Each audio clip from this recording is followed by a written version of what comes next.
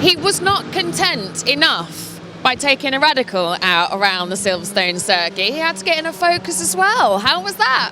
Fantastic. Well, firstly, thank you to Simon for letting me take the car out.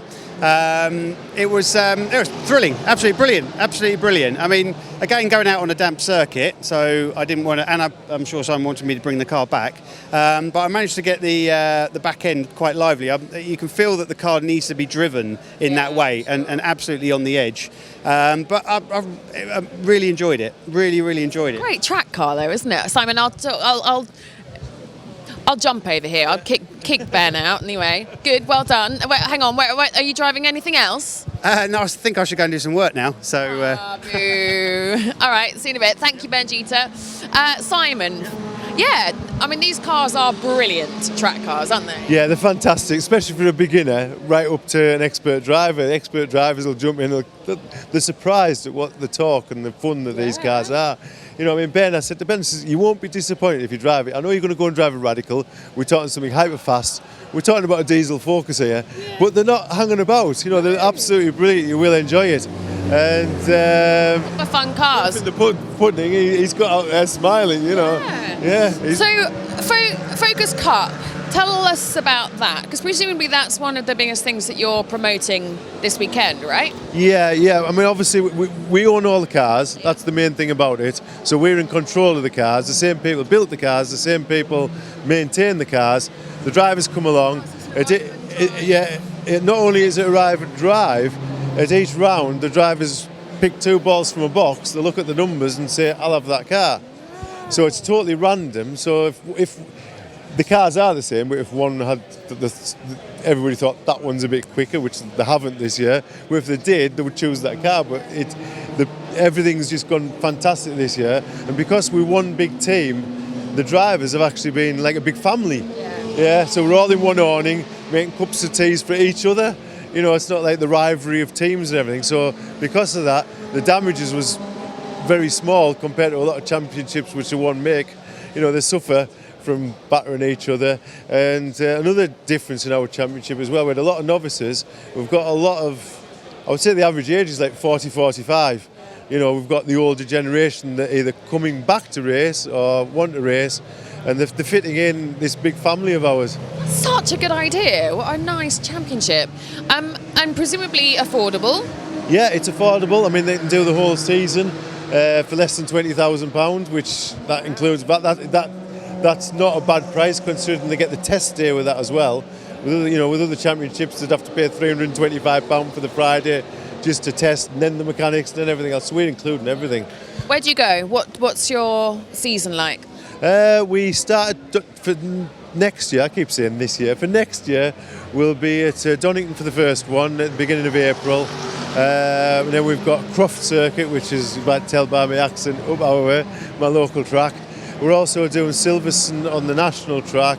Where else we're going to? Snetterton and Alton Park. And the final one is a big Ford event, which the whole weekend is for Fords. And it was the first MSV organised it this year, and it was I think they were shocked at how big the event was. You know, you don't realise how many Ford Focus RSs are out there, and I think they were all popular that weekend. Yeah. Oh, nice. And so how many have you got in the championship? This year on the grid we had between 11 and 14. We had 17 cars. We take all the cars to the event, and if one breaks down majorly, somebody gets a different car then, so they get to go out in every race, every session. You know, they're not going to go home disappointed. For next year, we've already got 11 signed up. This time last year we had 0. 11 for next year, so we're hoping to get 20 plus on the grid next year. That's so good, and presumably it's obviously very close racing given the nature of the beast. Yeah, it's very close, but we found there was 3 packs. We had front runners, and then all the way through everybody was racing and enjoying themselves. It's probably down to driver skill, isn't it? Yeah. I mean, there's a lot of novices, a lot of new people came along. So there was rather than some championships where there's half a second difference between every driver, and you go in and there's a novice and you're miles behind, and you're trying to play catch up. We had a good race throughout the whole grid. Yeah. So nice. And so, what's the benefit of you being here at MotorsportDays? we wanted to come last year, but with it being new, we didn't have any cars properly finished, and we weren't sure of the reliability of them. We didn't want to turn up and all the cars were breaking down. You know? That wouldn't have gone down so well. No, it wouldn't have been a good advert. But now we've sort of proved ourselves. And my day job, my company makes all the flight cases for motorsport. We have a little stand upstairs as well, and we thought, bring everything. Let's bring the focuses, and we put it on Facebook, social media to come and drive the cars. And they've all been out all day long, and the smiles of people coming in, and they're all people saying, oh yeah, we want to come and do some racing, want to know more about it, and yeah. So I think it's been good for the championship, both like people coming past who don't know about us to people that do wanting to get in the cars. And at this sort of event, it's not like turning up at a normal track day where you've got a Clio and an M3 and a GTR in the road cars going around with you. Everything here makes you feel like you're at a race event. So for drivers, they get that little bit more adrenaline when they're doing the testing them. So no, I think it's a really good event that Ben's put together. Ben and I were just saying as well, like even down here in the pits, like it feels like a really friendly race weekend, doesn't it? Yeah, it does. Yeah, I agree. Even between all the different teams, I was out in a Porsche and things like that myself. And my son's been out one of the TCR cars, so it's been very productive for us as well. We've got a few clients as well upstairs, across the pits, for one thing or another. So and a great networking opportunity for everyone in the industry, isn't it, as well? Yeah, no, exactly. It's absolutely brilliant. I think Ben's done a good job. It's it can only go upwards every year now from this. I think Autosport needs to watch out. Should I have said that? I've said it now, Alex. Haven't I? Too late, yeah. And what next then? Are they in bed? Hang on, what time is it now? 3:45. Yeah, Still running? We've finished for the day with these now. We've had our last session. There's a couple of drivers I need to go and see that's been out today.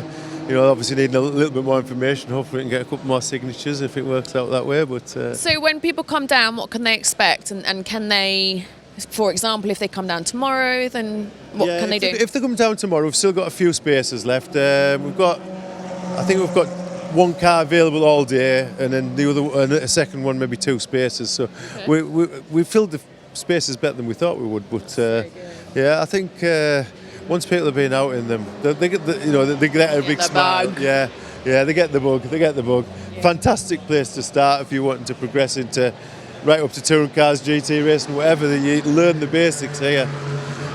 With the cars as well, we've got cameras, data recorders, all that sort of stuff in them. And part of the championship, we say you have to share your data. So a novice can look at the best person's lap and overlay it and say, well, I can get better here, this is where I'm losing time. And they can learn from that. And we've found, because of the nature of the way we run things, all the drivers get on, the better drivers are actually teaching the novice drivers, sort of saying, well, look, you're braking far too well, look where I brake, and that all helps everybody. That's a nice championship. I like that. Good. All right. Well, thank you very much. And I hope tomorrow continues to be as successful as today has been. Yeah, thank you very much, Alex. Yeah, thank you. Bye-bye. Bye.